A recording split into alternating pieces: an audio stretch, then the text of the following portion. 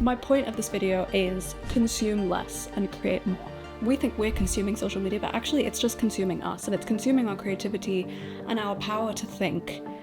Why do we procrastinate the things that we love doing?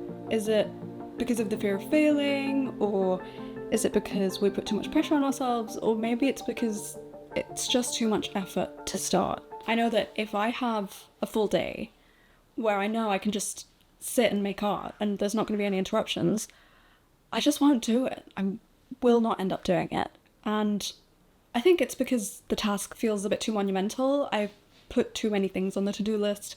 I have to do sketching and I have to do painting, and I want to do clay, and I want to do lino printing, which I've now got into, and it's just too much. I overwhelm myself, and then eventually I just don't end up doing anything. So I kind of wanted to offer up a couple of solutions that have worked for me, and they're kind of linked together in tandem, and I think it really fits into this whole spirituality movement that's been happening over the last couple of years, or the last few years, I would say. And the first point that I can offer is to get out of your kind of bodily way of thinking, because we are so inundated with so many things and so much news and social media and Netflix and all of these things that have been created to consume us. That is really dangerous, because that means that we're not able to output as much as previous generations, and that is actually very true. We are definitely not as productive as people from several generations ago.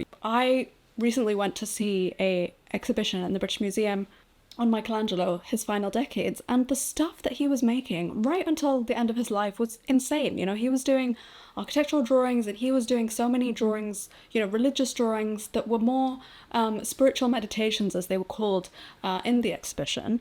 You know, he was drawing for himself, and he was really enjoying that process of drawing, and it was so beautiful to see that he was using drawing to kind of tap into his more spiritual side. But it does beg the question, does spirituality have a place in art? I would like to think about maybe what are ways that you or I could use, what are methods that we can utilize to pull ourselves out of this kind of hamster wheelness that is our lives, right? Like we're just like, I wake up in the morning and suddenly I find that I have to go to work in like half an hour, get out, you know, run out the door. Okay, I don't run out the door, but, you know, it feels like that. It kind of feels like this, I don't want to say rat race, because I'm not competing against anything, but it's more just like, I'm struggling to like keep my head above the water. What I'm trying to say is to move into more mindful living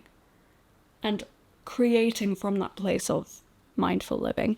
And I found that meditation has really helped me to do that. Prayer is another form of spiritual meditation, whatever form that takes for you, whether you are religious or not.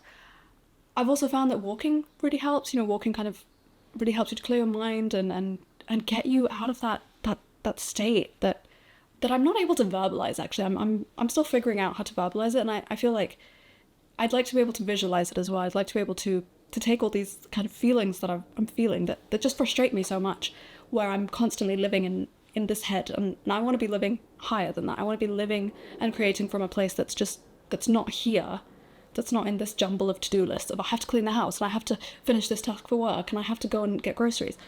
I don't want to be operating from that mind when I'm creating. I want to be operating from a calm, collected, subconscious mind. Are you still with me? Does this sound really like la-di-da? If it does, apologize. But I mean, this is just how I've been feeling recently, and maybe it's helpful for some of you. Basically, doing things which allow you to not consume anything. I think that's the important part. Like, you're not consuming anything, you are just existing within yourself, and you are connecting with something else as well, whether that's with yourself, whether that's with a higher power, but you're not consuming. I think that is the key, right? Like, we're not looking at news, we're not looking at messages, we're not looking at books or films or anything, right? Like, books and films have their own place, and you know, that's great, but that can also be a form of procrastination, you know, even if you're reading. I feel like reading can be a very good form of productive procrastination, and like, when we're reading, we're tricking ourselves into thinking we're doing something useful, which we are, by the way, but if there is a piece of art that you have to be making, and you know you're reading instead of making the art, then that is 100% productive procrastination.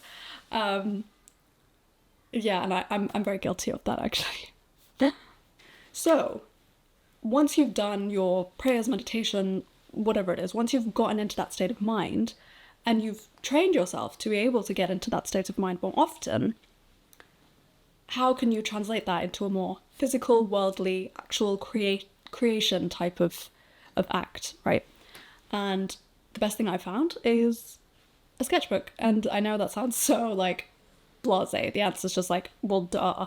But I really, really, really do feel like we do not use our sketchbooks in the way they're supposed to be used.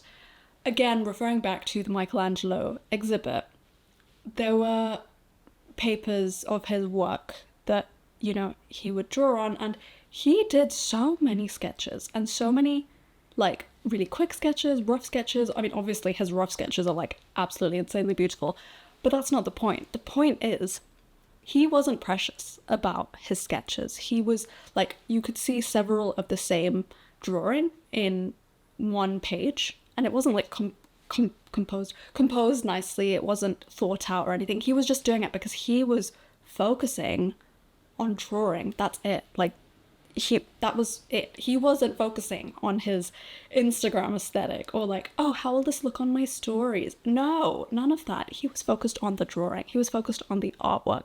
And I think that's what we've really kind of forgotten about, because again, going back to the whole idea of consumption, we're so consumed with other people's artwork that it affects our own artwork, and we're so obsessed. As soon as we open our sketchbook, I'm totally guilty of this, but as soon as we open our sketchbook, we're like, oh, I have to do an amazing artwork in the sketchbook.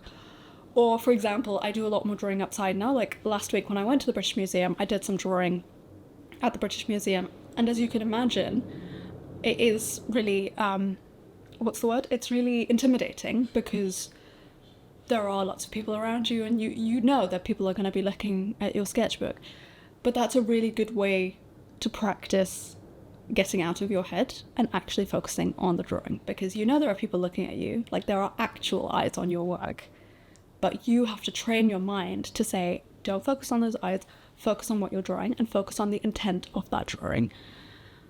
And that is so important. That's such an important skill to learn, because again, it's the same with Instagram. Like, we know there are eyes on this thing, so we try and make it our best piece of work, but that's not the point. Like, that is beyond the point of art, right? Like, the point of art is to improve. Like, obviously we have to make our best pieces of work, but those things aren't going to exist in our sketchbook, or solely in our sketchbook. Our sketchbook is the place where we can shut it. Like, the whole point of a sketchbook is like, we can shut it and it will be secure and safe, and no one has to see it, right? Like, if you don't show anyone, they don't have to see it, right? Even if you make something outside of your sketchbook, it still doesn't have to be a work of art. Let's say you bought a really expensive canvas and you start painting on it and you don't like it. You know what you can do? You can just paint over it with gesso and it's fine. Like, you can start over afresh. It's amazing. There's always ways to restart. There's always second chances, right? Like, you're not going to die from a bad painting or a bad drawing. You're actually not. Guess what? You can just get a fresh piece of paper, fresh canvas, fresh whatever, and just restart it. And I'm saying this to myself as much as anyone else, because it takes me so much effort to actually just make something. Anyway, I hope that kind of made sense. I hope you enjoyed that little art rant discussion. Let me know what your thoughts are in the comments below. I've been off social media for a few months. Amazing decision. My Netflix subscription finished like a week or two ago. Amazing. Yes, I do miss those things, but also I don't feel the need to go back to it. And even if I do, I know that I'm not going to consume it from the place that I consumed it before, which was quite obsessively and quite hamster wheelie, if I'm being honest. And it's just training your brain to get weaned off of those things that we are so addicted to. You know, it's like our little milk bottle as adults, right? Like, we're just so used to having it, and it's like a comfort thing. Like, we may not even need it, but we still do it. We still go back to it. And with that, I'll see you in my next video. All right, enjoy and make lots of art in the meantime.